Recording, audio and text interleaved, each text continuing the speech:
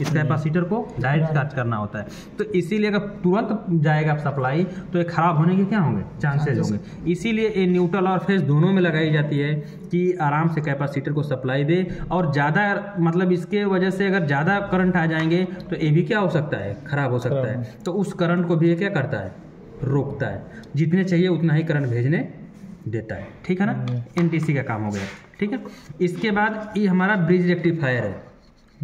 ये क्या है, ब्रिज रेक्टिफायर, जो कि एसी को क्या बनाता है, डीसी बनाता है, एसी से डीसी बनाता है, ठीक है ना।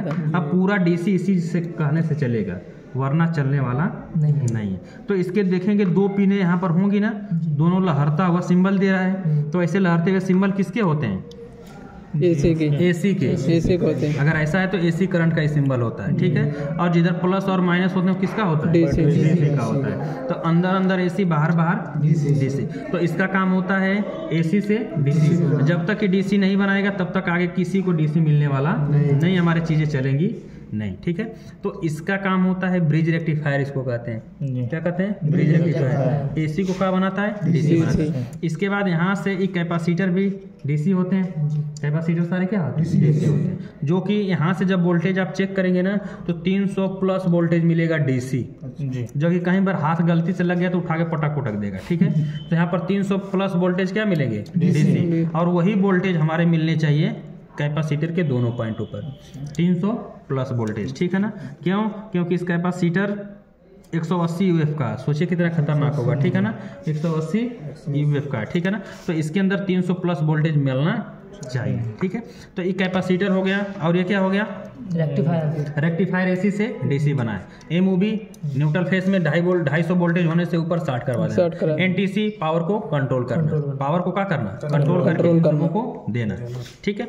इसके बाद ये चीज लगती है आईपीएम, जो हम बात कर रहे थे बार बार ना, इंटेलिजेंट पावर मॉड्यूलर, यानी कि इसके अंदर इंटेलिजेंट वाला काम होता है, दिमाग होता है कि किस कंप्रेसर को कैसे कैसे क्या करना है, चलाना है, ठीक है ना।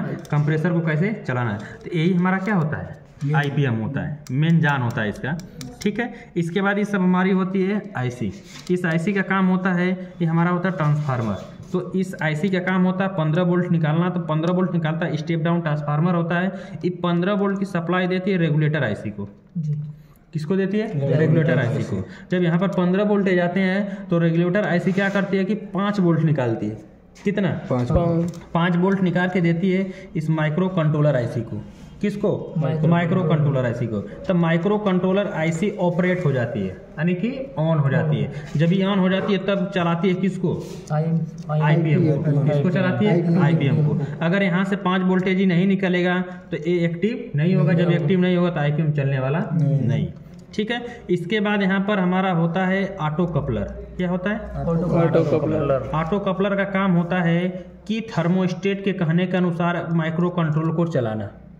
थर्मोस्टेट के कहने के अनुसार अगर यहाँ पर थर्मोस्टेट कहेगा कि कूलिंग ज़्यादा हो गई है तो सबसे पहले किससे कहेगा, ऑटो कपलर से। और ऑटो कपलर किसको कहेगा, माइक्रो कंट्रोलर को।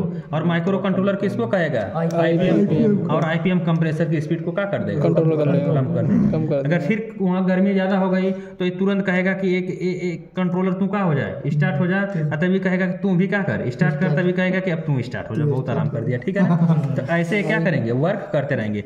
अगर यहाँ पर ये सही होगा तो इनके दोनों पॉइंटों पे 2 वोल्टेज सप्लाई आना चाहिए, 2 से 2.5 वोल्टेज आना चाहिए। अगर यहाँ 5 वोल्टेज आ रहा है तो इसका मतलब कि यहाँ से रेजिस्टेंस, डायोड, ये सब क्या हो चुके हैं, खराब हो चुके हैं। इसमें से हम चेक करेंगे, जो खराब होगा उसको बदल करके नया का क्या करेंगे, प्रयोग करेंगे, ठीक है। आया कुछ समझ में। अब आईपीएम हम कैसे चेक करेंगे, कितना टाइम, 10 हो गया, ठीक है। आईपीएम हम कैसे चेक करेंगे अब हम सीखेंगे कल, जी सर, क्योंकि टाइम, हाँ भाई कल आप ही